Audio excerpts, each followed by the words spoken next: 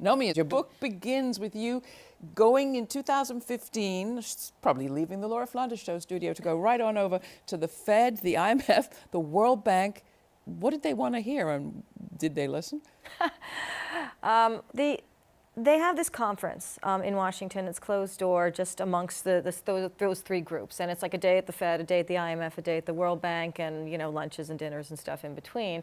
And I was asked to speak in the opening plenary at the Fed, where it starts, right after Janet Yellen, about the topic that they selected for me, which was how come Wall Street's not helping Main Street. And when I first got the email to talk about this, I said, are you sure you got the right Nomi? Because I've been very critical of the Fed for many, many years. And they're like, no, we want to bring in, a critical voice. I'm like, okay. So one of the things that I said to this room full of central bankers who were just starting to see a lot of more cracks in their economies throughout the world was that Wall Street isn't helping Main Street because I say to the central bankers and the Fed officials in the room, you never made them. Right. You never said, here's a boatload of money, here's some cheap rates and funds to get you going for an emergency, which started in the fall of 2008, now 10 years ago, and you got to give back. You got to give to small businesses, you got to restructure small individual loans and so forth.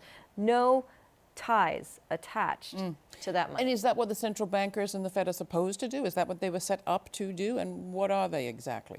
That's a really good question. Theoretically, they were set up for multiple different reasons. I mean, they're going back over 100 years now for the right. Fed. So the Federal Reserve Act was passed, that's right, in 1913 in December. And one of the things that was the point of it, supposedly, was to be an emergency lender of last resort, such that when a banking collapse happened, when there was a major problem with getting money around the country, in fact, there would be sort of something in Washington that could independently help that maneuver. And then onto that, there was the added idea that the Fed was in this position whereby setting the cost of money, interest rates up and down, which is one of their jobs, they could sort of jigger what was unemployment versus inflation or how much things cost and make sure that things were growing at a reasonable rate and that people were employed.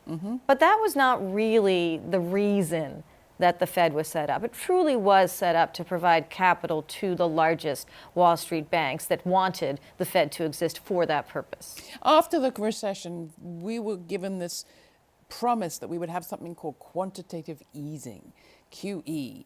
It sounded great, right? Easing, we all needed it. It never stopped.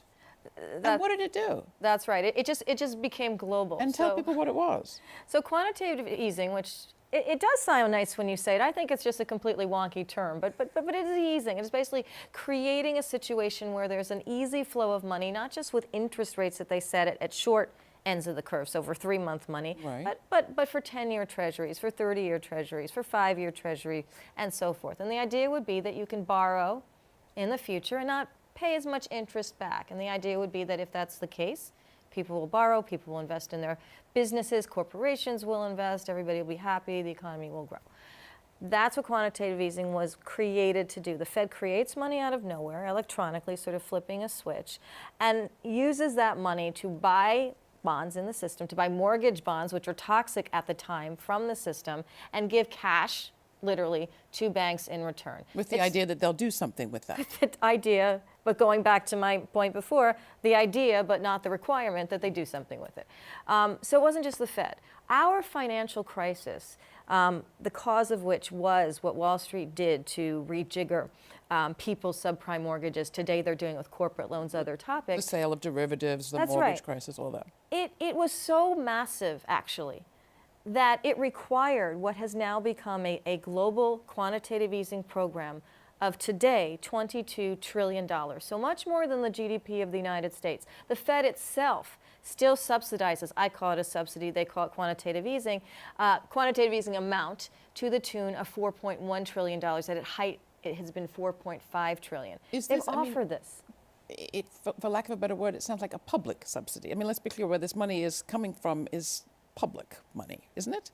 It's kind of not coming from anywhere, except the reason it connects to the public is that because the Fed creates this money, it has the ability to give it to banks. Banks turn around, they buy treasury bonds with it at lower rates, which means the government is borrowing money at lower rates so they can borrow more cheaply.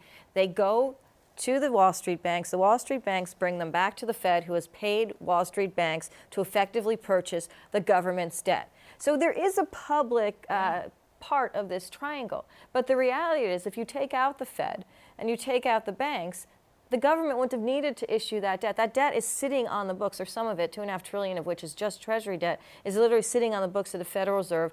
Other ways, different countries throughout the world doing nothing. The damage that has happened is that around the world, as this money has been infused kind of freely into the financial system by the Fed, it's also required other central banks around the world to figure out what they need to do, either in cooperation or collusion, as I talk about it, or in protection for themselves. So one country that I was just in actually was Brazil. They've had a lot of turmoil politically in their system over these 10 years. Why? Ultimately, we had a financial crisis in 2008. It caused stuff to happen in Brazil. It caused leadership to change because countries outside of us can't manufacture the kind of money we've done, because it would create real inflation, as it did over the years, which creates real economic burdens to real people. They get annoyed, they vote out, and they get upset, and they protest in the streets, which is actually what we're still seeing around the world. The reason for a lot of that is because people don't sit there and wonder what the Central Bank of Brazil is doing every day or what the Fed's doing every day. They have lives to run. But they understand that there's this economic unease and this instability, and where they take it out is on their elected officials. And if the elected officials aren't helping them, they vote them out. So where are we now? They rigged the world. We're in a new, as you say, very unstable and dangerous normal. Is this where we stay? Markets have been going crazy. What's on the horizon? Well, that's right. What's happening now is markets that have been the recipient of a lot of this extra cash, right? It goes through the banks. They're not giving it to real people and real businesses. Where does it go? To speculative endeavors like stocks. Banks buy back their own stock. Corporations buy back their own stock. They use money for these purposes. So that's an issue. But at some point, that money, it was artificial to begin with. It's being used to prop up a financial system. That's an artificial stimulant. That means that the real growth that would actually put in real money into the economy to really create value, let's say for those stocks and for the economy, isn't really there. And so that's one reason why the markets are starting to buckle and notice that, and why all of these central banks are having some real issues as to how they can exit this catch-22 that they've all created by dumping this money on the world and not having a real plan for it and not knowing how to reverse course. So the future?